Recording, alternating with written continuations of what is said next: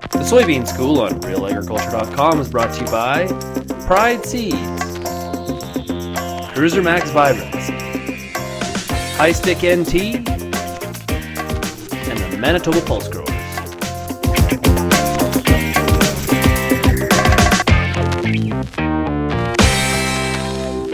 Bernard Tobin here for RealAgriculture.com. I'm at the Southwest Ag Conference down in Ridgetown, joined by Dr. David Hooker here in his office. Dave, thanks for having us. Thank you. Hey, you and Albert Tenuta have been out doing some presentations on fungicides, and just a quick question: when you think about fungicides, what's the most effective? I mean, are you getting your best bang for the buck with corn, wheat, or soy?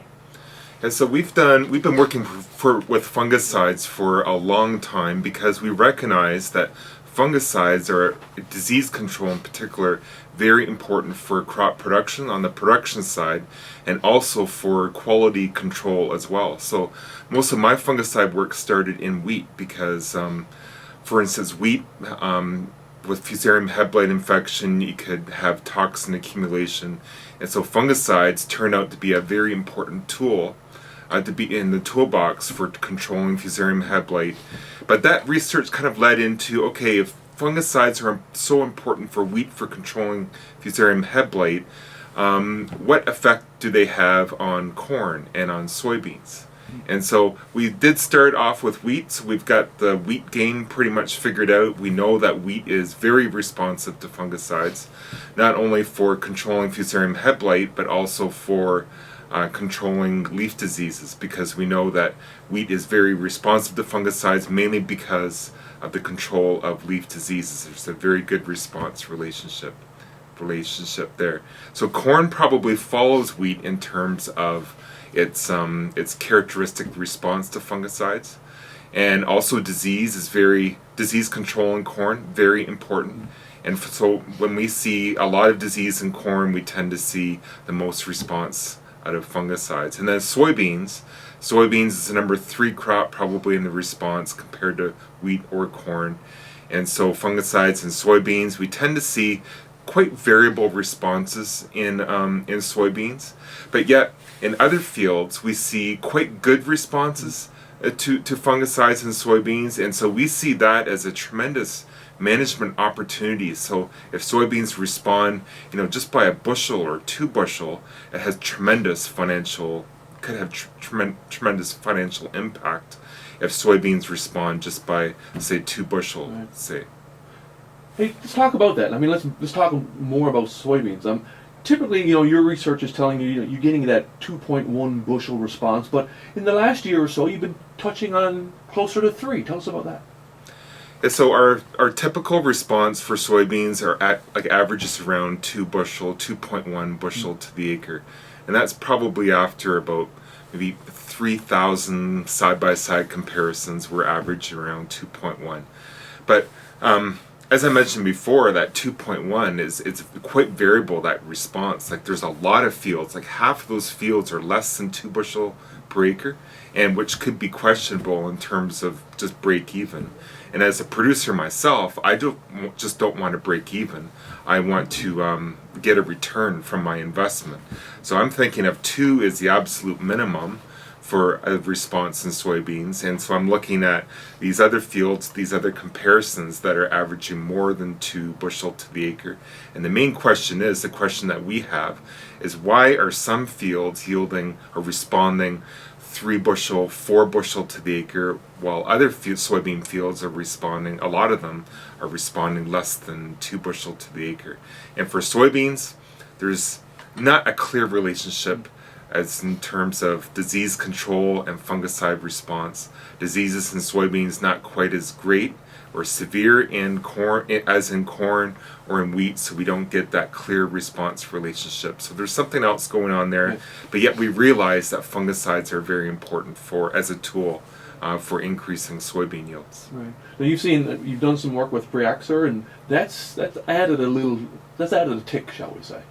Yeah, so some of the new fungicides that we're experimenting with, perhaps we're just figuring out this fungicide timing application scenario, maybe we're doing a better job with that, or application technology, but we're seeing some better responses with the newer fungicides such as Preaxor and Acapella and some of the other tank mixes, Stratego plus Proline. Each company has relatively new fungicides, and those fungicides tend to be, or yielding a little bit more in terms of a soybean response than the older chemistries are. Now, hey, let's talk about that timing, because that's so key. And you know, we heard a lot of talk about R2, and that seemed to be the that timing, and that seemed to be the talk in 2013. But you had a little bit of a different experience with your experiments in 2014. Yes, so 2013, we are very excited that maybe we have this timing situation figured out, because we usually apply our fungicides in soybeans between R3 and R4. That's our traditional timing window, and so that's between when the R3 is when the soybeans have a pod 3/16 of an inch long on the top 4 nodes, and R4 is when there's a pod 3/4 of an inch long on the top 4 nodes. So regardless of what the soybean pod situation is like in the lower part of the canopy, we need to time our soybeans based on the universal developmental staging system, and that's the R stages. And so we did a timing study. Actually, it was like an addition to some other studies that were going on in previous year, last year. And we had about a bushel to bushel and a half more soybean yield by applying a fungicide on between R2, which is full flowering, and R3, which is like a whole 10-14 days earlier than what we have been putting fungicides on, and that's where we got that 2.1 bushel per acre, mainly from that later application. So we're thinking that if we applied fungicides earlier, then we can improve on that 2.1 to make that fungicide response more predictable and more economically favorable. Hey, final thought here. We're hearing, I guess, a little bit more on stories of fungicide resistance coming out of the Southwest, and we're not seeing it here yet. But think about, but I think we're going to get to the point, as you said in one of your presentations, that we're going to start thinking about rotating modes of action in fungicides. Yeah, exactly. So we're very concerned about resistance to fungicides, because it is happening in the UK because of the multiple uses and applications in fungicides, and it's inevitable that we will get resistance with fungicides. We have seen it with herbicides. The more herbicides we apply, same control, same mode of action, we're bound to get resistance built up. And if we do the same thing with fungicides, we'll get some disease that are resistant to the fungicides that we're using. And we cannot continually rely on chemical companies to develop or discover new modes of action. So farmers, growers, agribusinesses need to be responsible and manage against or slow down this trend towards a resistance, because it is inevitable. Now you say, and you tell growers, look at the frac code, right? Yeah, so growers can use or look up the modes of action of various fungicides. So there's 3 modes of actions for fungicides, 3 main ones.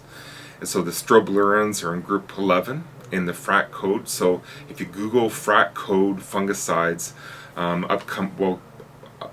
it should be a frac code list of various groups, various modes of action, and there's 3 groups of fungicides. So strobilurins number 11 on the code list, and triazoles number 3, and some of the SDHIs are in the group 7.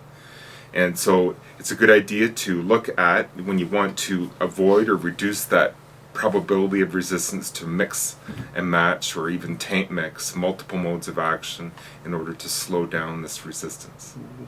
Well, Dan, hey, thanks for your time. It's always great to hook up with you at SWAC, and I'm sure thanks. We'll have lots more to talk about fungicides a year from now. Awesome, we will, for sure.